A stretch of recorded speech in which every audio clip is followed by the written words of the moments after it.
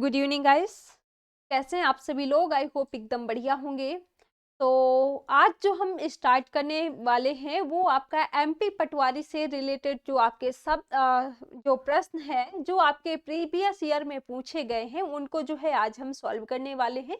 जो हमारी पहली क्लास थी उसमें जो है हमने सिलेबस डिस्कस किया था और सिलेबस में आपके देखा था कि क्या क्या चीज़ें आपको पढ़नी है।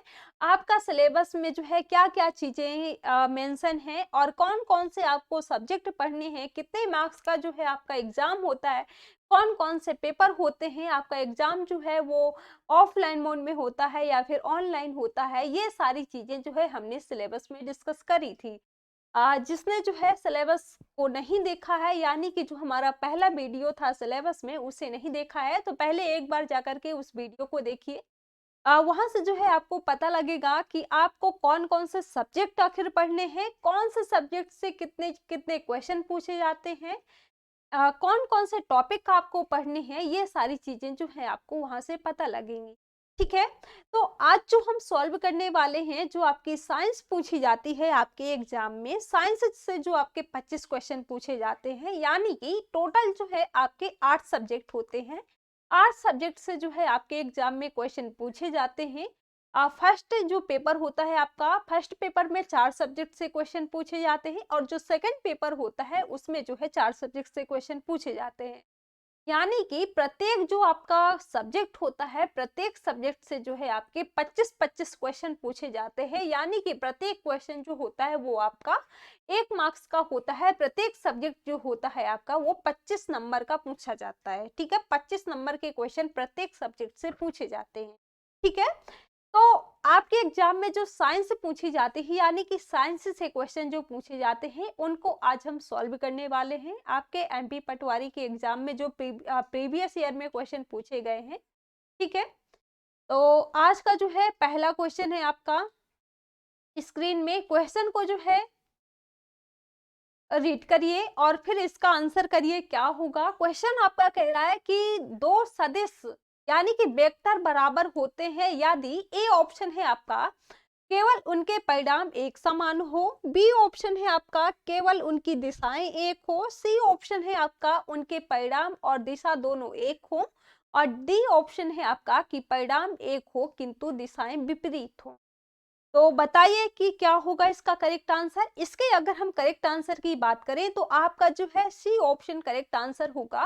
यानी कि जिस भौतिक राशि में मात्रा यानी कि परिणाम तथा दिशा दोनों निहित होते हैं उन्हें क्या कहते हैं, उन्हीं को सदिश राशि कहते हैं। सी ऑप्शन जो है आपका करेक्ट आंसर हो जाता है, उनके परिणाम दिशा और दिशा जो है वो दोनों एक हों।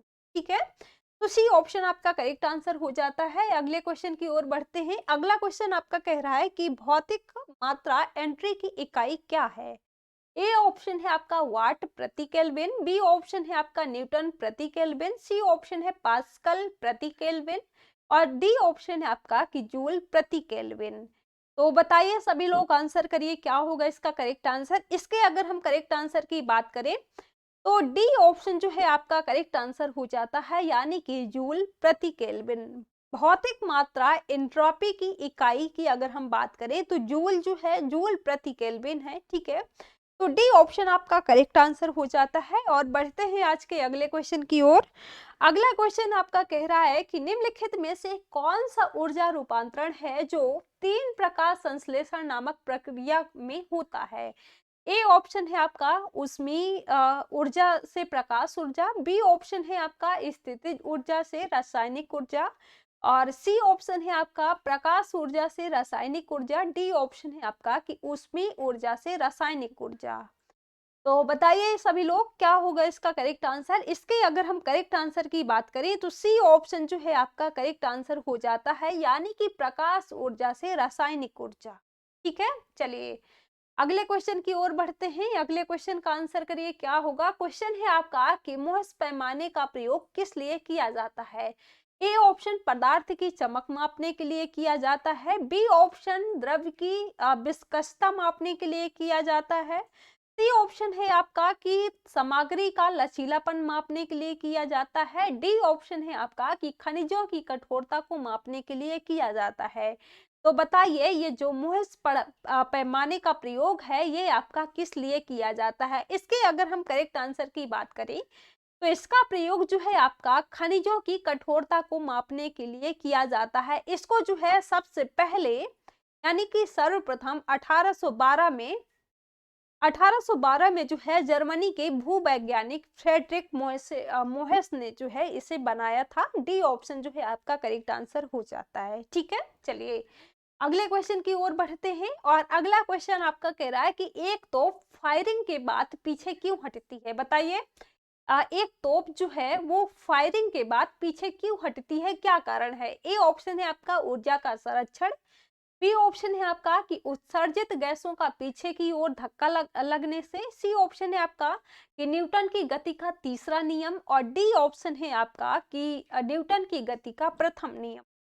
तो बताइए कोई तोप जो है वो फायरिंग के बाद पीछे क्यों हटती है, क्या इसका कारण है? इसके अगर हम करेक्ट आंसर की बात करें तो सी ऑप्शन जो है आपका करेक्ट आंसर हो जाता है, यानी कि तोप का फायरिंग के बाद पीछे हटना जो है वो न्यूटन के गति के तीसरे नियम का जो है ये उदाहरण है। ठीक है, तो सी ऑप्शन जो है आपका करेक्ट आंसर हो जाता है। बढ़ते हैं आज के अगले क्वेश्चन की ओर।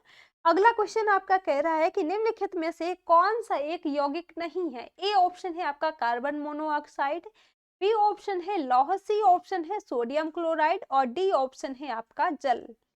तो बताइए इनमें से कौन सा जो है एक यौगिक नहीं है, ये आपको बताना है। इसके अगर हम करेक्ट आंसर की बात करें तो बी ऑप्शन जो है आपका करेक्ट आंसर हो जाता है, यानी कि लौह है। ठीक है, लौह जो है ये यौगिक नहीं है, बाकी कार्बन मोनोऑक्साइड है, सोडियम क्लोराइड है, जल जो है ये आपके यौगिक है। ठीक है, बी ऑप्शन जो है आपका करेक्ट आंसर हो जाता है। बढ़ते हैं अगले क्वेश्चन की ओर। अगला क्वेश्चन आपका कह रहा है कि निम्नलिखित में से विस्थापन के बारे में कौन सी बात गलत है? आपको गलत यहाँ पर पहचानना है, कौन सी बात जो है गलत है। ए ऑप्शन है आपका कि यह धनात्मक, ऋणात्मक या शून्य हो सकता है, बी ऑप्शन है विस्थापन कभी भी दूरी से अधिक नहीं होता है, सी ऑप्शन है इसकी एसआई इकाई मीटर होती है, डी ऑप्शन है यह हमेशा धनात्मक होता है। तो बताइए इनमें से आपको बताना है विस्थापन के बारे में कौन सा कथन जो है वो गलत है, ये आपको पहचानना है यहाँ पर। तो इसके अगर हम करेक्ट आंसर की बात करें तो डी ऑप्शन जो है आपका यहाँ पर गलत है, यानी कि ये हमेशा धनात्मक होता है, ये जो है गलत है। ठीक है, बाकी ए ऑप्शन, बी और सी जो है ये आपके बिल्कुल करेक्ट हैं। ठीक है, तो डी ऑप्शन यहाँ पर आपका करेक्ट आंसर हो जाता है। बढ़ते हैं अगले क्वेश्चन की ओर और अगला क्वेश्चन जो है आपका कह रहा है कि एल्यूमिनियम के परमाणुओं के 4 मोल का द्रव्यमान क्या है? 120 ग्राम, बी ऑप्शन है 108 ग्राम, सी ऑप्शन है 136 ग्राम और डी ऑप्शन है 140 ग्राम। तो बताइए क्या होगा इसका करेक्ट आंसर? एल्यूमिनियम के परमाणुओं के 4 मोल का द्रव्यमान क्या होता है? इसके अगर हम करेक्ट आंसर की बात करें तो बी ऑप्शन जो है आपका करेक्ट आंसर हो जाता है, यानी कि 108 मोल पदार्थ की मात्रा या फिर पदार्थ की किसी निश्चित मात्रा में निहित कणों यानी कि परमाणु, अणु आदि की संख्या जो है वो प्रदर्शित करने का मात्रक होता है। ठीक है, तो इसका जो है 108 ग्राम जो है बिल्कुल करेक्ट आंसर हो जाता है, बी ऑप्शन। पढ़ते हैं अगले क्वेश्चन की ओर। अगला क्वेश्चन आपका कह रहा है कि किसी कक्षा में 2 इलेक्ट्रॉनों में अंतर किससे किया जाता है? ए ऑप्शन है चुंबकीय क्वांटम संख्या से, बी ऑप्शन है चक्रण क्वांटम संख्या से, सी ऑप्शन है मूल क्वांटम संख्या से और डी ऑप्शन है दिग्गंशी क्वांटम संख्या से। तो बताइए क्या होगा इसका करेक्ट आंसर? इसके अगर हम करेक्ट आंसर की बात करें तो बी ऑप्शन जो है आपका करेक्ट आंसर हो जाएगा, यानी कि इसी कक्षा में 2 इलेक्ट्रॉनों में अंतर जो है वो चक्रण क्वांटम संख्या से जो है किया जाता है और बी ऑप्शन जो है आपका करेक्ट आंसर हो जाता है। ठीक है, चलिए अगले क्वेश्चन की ओर बढ़ते हैं। अगला क्वेश्चन आपका कह रहा है, अगला क्वेश्चन है कि अलग अलग परमाणु संख्या और समान द्रव्यमान संख्या वाले तत्वों से बने परमाणु रूप में जाने जाते हैं। किस रूप में जाने जाते हैं? संभारिक रूप में जाने जाते हैं या फिर लवण रूप में जाने जाते हैं या फिर समस्थानिक रूप में जाने जाते हैं या फिर आयन रूप में जाने जाते हैं। तो बताइए क्या होगा इसका करेक्ट आंसर।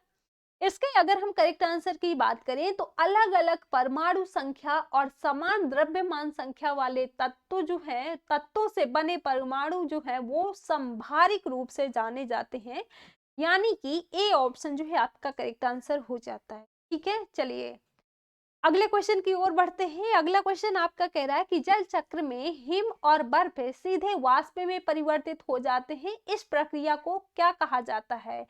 वाष्पीकरण कहा जाता है, या फिर ऊर्ध्वपातन कहा जाता है, या फिर क्वथन कहा जाता है, या फिर वाष्पोत्सर्जन कहा जाता है। तो बताइए ये जो प्रक्रिया है इसे क्या कहा जाता है। इसके अगर हम करेक्ट आंसर की बात करें तो जल चक्र में हिम और बर्फ सीधे वाष्प में परिवर्तित हो जाते हैं, तो इस प्रक्रिया को हम क्या कहते हैं, ऊर्ध्वपातन कहते हैं, यानी कि बी ऑप्शन जो है आपका करेक्ट आंसर हो जाता है। ठीक है, जिसमें अगर हम बात करें तो एक ठोस ऊर्ध्वपातित रहता है और दूसरा जो है वो नहीं रहता है। इस विधि से जो है कपूर, नेफ्थलीन, अमोनियम क्लोराइड आदि को जो है ये अलग करते हैं। ठीक है, बी ऑप्शन जो है आपका करेक्ट आंसर हो जाता है। बढ़ते हैं अगले क्वेश्चन की ओर। अगला क्वेश्चन है आपका कि दो कार्बन परमाणुओं के बीच एक द्रव्य आबद्ध द्वारा बनता है। ए ऑप्शन है आपका कि एक कार्बन परमाणु से दूसरे में दो प्रोटॉन का अंतरण। बी ऑप्शन है आपका कि एक कार्बन परमाणु से एक इलेक्ट्रॉन का दूसरे में हस्तांतरण।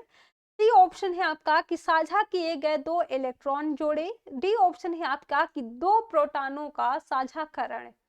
तो बताइए इसका क्या होगा करेक्ट आंसर। इसके अगर हम करेक्ट आंसर की बात करें तो सी ऑप्शन जो है आपका करेक्ट आंसर हो जाएगा, यानी कि साझा किए गए दो इलेक्ट्रॉन। ठीक है, तो सी ऑप्शन आपका करेक्ट आंसर हो जाता है। अगले क्वेश्चन की ओर बढ़ते हैं। अगला क्वेश्चन है आपका कि निम्नलिखित में से किसने कोशिका शब्द का प्रतिपादन किया था।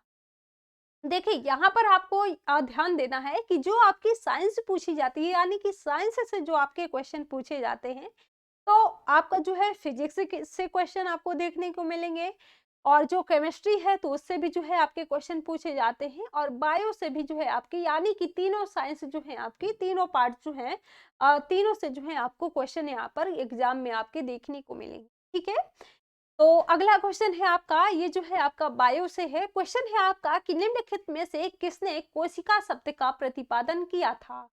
थियोडोर स्वान ने किया था, या फिर रॉबर्ट हुक ने किया था, या फिर ओसवाल्ड एवरी ने किया था, या फिर गेरहार्ड डोमाइक ने किया था।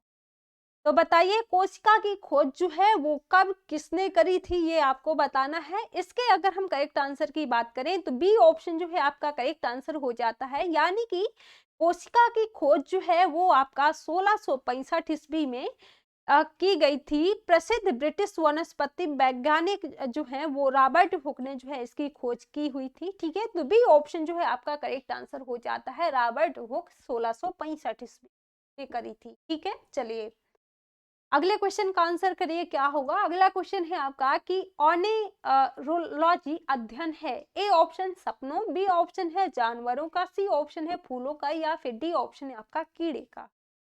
ऑर्निथोलॉजी जो है वो किसका अध्ययन है ये आपको बताना है। इसके अगर हम करेक्ट आंसर की बात करें तो इसका जो है ए ऑप्शन आपका करेक्ट आंसर हो जाता है, यानी कि ऑर्निथोलॉजी जो है ये आपका सपनों के वैज्ञानिक अध्ययन से है इसका संबंध है, और इसके अंतर्गत जो है स्वप्न देखने और मस्तिष्क के कार्य करने के साथ साथ जो है स्मृति निर्माण और मानसिक विकारों से संबंधित मस्तिष्क की क्रिया विधि का जो है इसमें अध्ययन किया जाता है। ठीक है, तो ए ऑप्शन जो है आपका करेक्ट आंसर हो जाता है। इसका जो मुख्य उद्देश्य होता है वो सपनों की प्रक्रिया का मात्रात्मक जो है इसका अध्ययन करना होता है, इसका जो मुख्य उद्देश्य है। ठीक है, तो ए ऑप्शन आपका करेक्ट आंसर हो जाता है। ऑर्निथोलॉजी जो है ये आपका सपनों का अध्ययन करता है। ठीक है, चलिए अगले क्वेश्चन की ओर बढ़ते हैं। अगले क्वेश्चन का आंसर करिए। क्वेश्चन है आपका कि पादपों में जल का परिवहन निम्नलिखित में से किसके माध्यम से होता है। जाइलम के माध्यम से होता है, या फिर फ्लोएम के माध्यम से होता है, या फिर रंध्र के माध्यम से होता है, या फिर मूल रोम के माध्यम से होता है। बताइए पादपों में जल का परिवहन जो है वो किसके माध्यम से होता है, ये आपको बताना है। इसके अगर हम करेक्ट आंसर की बात करें तो पादपों में जो जल का परिवहन है वो आपका जाइलम के माध्यम से होता है। ठीक है, तो ए ऑप्शन जो है आपका करेक्ट आंसर हो जाता है जाइलम। अगले क्वेश्चन की ओर बढ़ते हैं और अगला क्वेश्चन आपका कह रहा है कि निम्नलिखित में से क्या एक प्राकृतिक ज्वाला मंदक है?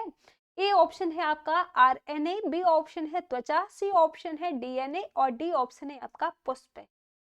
तो बताइए इनमें से आपको बताना है कि एक प्राकृतिक ज्वाला मंदक है क्या है। इसके अगर हम करेक्ट आंसर की बात करें तो आपका जो है सी ऑप्शन करेक्ट आंसर हो जाता है, यानी कि डीएनए। ठीक है, डीएनए जो है आपका करेक्ट आंसर हो जाता है। अगले क्वेश्चन की ओर बढ़ते हैं। अगले क्वेश्चन का आंसर करिए क्या होगा। अगला क्वेश्चन है आपका कि निम्नलिखित में से किस काल में भारत में शुतुरमुर्ग पाए जाते थे? किस काल में? पूरा पाषाण काल में पाए जाते थे, या फिर मध्य पाषाण काल में पाए जाते थे, या फिर नवपाषाण काल में पाए जाते थे, या फिर महापाषाण काल में पाए जाते थे? कब जो है इनमें से आपको बताना है कि जो शुतुरमुर्ग हैं वो भारत में कब पाए जाते थे। इसके अगर हम करेक्ट आंसर की बात करें तो ए ऑप्शन जो है आपका करेक्ट आंसर हो जाता है, यानी कि भारत में शुतुरमुर्ग जो है वो आपके पूरा पाषाण काल में महाराष्ट्र में जो है ये पाए जाते थे, और ए ऑप्शन जो है आपका करेक्ट आंसर हो जाता है। ठीक है, चलिए अगले क्वेश्चन का आंसर करिए क्या होगा। अगला क्वेश्चन है आपका कि 5 जगत वर्गीकरण का प्रतिपादन किया गया, किसने किया? व्हिटेकर ने किया, या फिर हक्सले ने किया, फिर या तो फिर लिनियस ने किया, या लेमार्के ने किया। तो बताइए क्या होगा इसका करेक्ट आंसर। 5 जगत वर्गीकरण का जो प्रतिपादन है वो किसके द्वारा किया गया था, किसने किया था? इसके अगर हम करेक्ट आंसर की बात करें तो ए ऑप्शन जो है आपका करेक्ट आंसर हो जाता है व्हिटेकर। जीवों का 5 जगत का वर्गीकरण जो है इसका प्रतिपादन व्हिटेकर ने किया था, और कब किया था? 1969 में ने किया था। ठीक है, चलिए अगले क्वेश्चन की ओर बढ़ते हैं। अगले क्वेश्चन का आंसर करिए क्या होगा। अगला क्वेश्चन है आपका कि निम्नलिखित में से कौन जनसंख्या परिवर्तन का एक महत्वपूर्ण निर्धारक है? ए ऑप्शन है मानव विकास रिपोर्ट, बी ऑप्शन है प्रवाह, सी ऑप्शन है आपका जीवन प्रत्याशा, और डी ऑप्शन है आपका कि शुद्ध प्रभाव अनुपात। इनमें से आपको बताना है कि कौन जनसंख्या परिवर्तन का एक महत्वपूर्ण निर्धारक है। इसके अगर हम करेक्ट आंसर की बात करें तो बी ऑप्शन जो है आपका करेक्ट आंसर हो जाता है, यानी कि प्रवाह। व्यक्तियों के एक स्थान से दूसरे स्थान में जाकर के बसने की प्रक्रिया को जो है वो क्या कहा जाता है? वो आपका प्रवास कहा जाता है।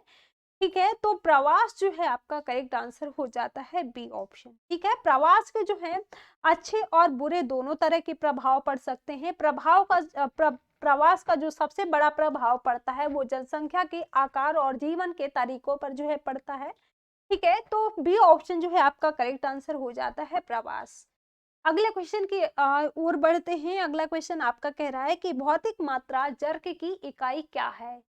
ए ऑप्शन है आपका मीटर सेकंड, बी ऑप्शन है मीटर प्रति सेकंड घन, सी ऑप्शन है आपका कि मीटर प्रति सेकंड वर्ग, डी ऑप्शन है आपका मीटर प्रति सेकंड। तो बताइए भौतिक मात्रा जर्क की इकाई क्या है, क्या कहते हैं इसे? इसके अगर हम करेक्ट आंसर की बात करें तो बी ऑप्शन जो है आपका करेक्ट आंसर हो जाता है, यानी कि मीटर प्रति सेकंड घन। जड़ के त्वरण के परिवर्तन की दर है, और ये जो है ये एक सदिश राशि है। इसे जो है सामान्य रूप से इसे जेड से प्रदर्शित किया जाता है, और इसका जो मात्रक होता है वो आपका बी ऑप्शन, यानी कि मीटर प्रति सेकंड घन जो। ठीक है, तो बी ऑप्शन आपका करेक्ट आंसर हो जाता है। बढ़ते हैं अगले क्वेश्चन की ओर। अगला क्वेश्चन है आपका कि भौतिक मात्रा जर्क की इकाई क्या है? सेम वही प्रश्न है आपका, वही प्रश्न जो है आपका रिपीट हो गया है। क्वेश्चन है आपका अगला। क्वेश्चन कह रहा है कि यदि गति में रहते हुए घूर्णन की धुरी किसी वस्तु में से होकर गुजरती है, जो उस गति को कहा जाता है, क्या कहा जाता है? कक्षीय गति कहा जाता है, या फिर वृत्तीय गति कहा जाता है, या घुमाव गति कहा जाता है, या फिर दोलन गति कहा जाता है? इसके अगर हम करेक्ट आंसर की बात करें तो सी ऑप्शन जो है आपका करेक्ट आंसर हो जाता है, यानी कि घुमाव गति। देखिए यदि गति में रहते हुए घूर्णन की धुरी जो है वो किसी वस्तु में से होकर के गुजरती है, तो उस गति को जो है वो क्या कहते हैं? उसे क्या कहते हैं? उसे घुमाव गति कहते हैं। ठीक है, तो सी ऑप्शन आपका करेक्ट आंसर हो जाता है। बढ़ते हैं अगले क्वेश्चन की ओर। अगला क्वेश्चन है आपका कि लेड संचायक बैटरी में कौन सा अम्ल प्रयोग किया जाता है।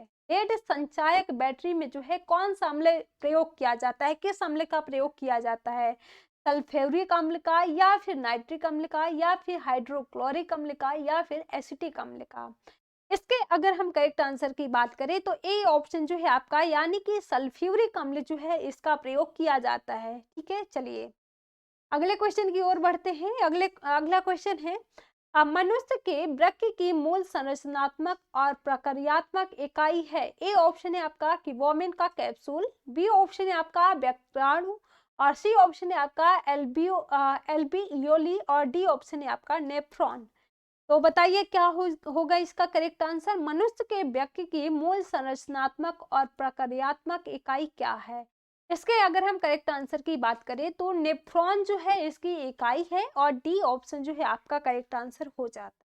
ठीक है, डी ऑप्शन आपका करेक्ट आंसर हो जाता है नेफ्रॉन। अगले क्वेश्चन की ओर बढ़ते हैं। अगला क्वेश्चन है आपका कि आंख में प्रवेश करने वाले प्रकाश की मात्रा को द्वारा सीमित और नियंत्रित किया जा सकता है। किसके द्वारा जो है सीमित और नियंत्रित किया जाता है, आइरिस के द्वारा या फिर कॉर्निया के द्वारा या पुतली के द्वारा या फिर रेटिना के द्वारा। तो बताइए क्या होगा इसका करेक्ट आंसर।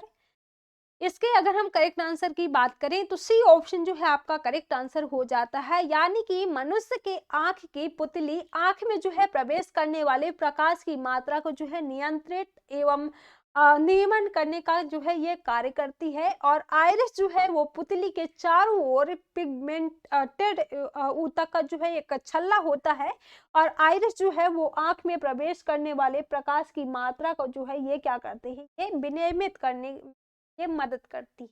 ठीक है, तो सही ऑप्शन जो है आपका करेक्ट आंसर हो जाता है पुतली।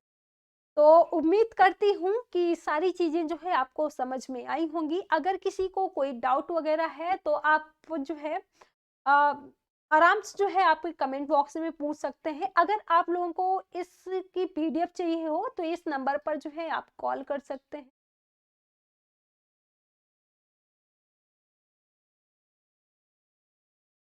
इस नंबर पर जो है आप कॉल कर सकते हैं, या फिर आपको जितनी भी पीडीएफ है तो हमारे राम आईएएस ऐप पर जो है जाइएगा, तो वहां से जो है आप जितनी भी हमारी क्लासेस होती हैं, इसके अलावा जितनी क्लासेस होती हैं, तो उन सभी क्लासेस की जो है पीडीएफ मिल जाएंगी। साथ ही आपको जो है इस क्लास की भी जो है आपको पीडीएफ वहां पर मिल जाएंगी। ठीक है, तो और कोई डाउट वगैरह हो तो आप लोग कमेंट में पूछ लीजिएगा, या फिर आप कॉल कर लीजिएगा, या फिर मैसेज कर सकते हैं आप लोग। ठीक है, तो आपके सभी डाउट का जो है आपको सभी डाउट जो है आपके सॉल्व किए जाएंगे। ठीक है, तो उम्मीद करती हूँ सारी चीजें आपको समझ में आ गई होंगी।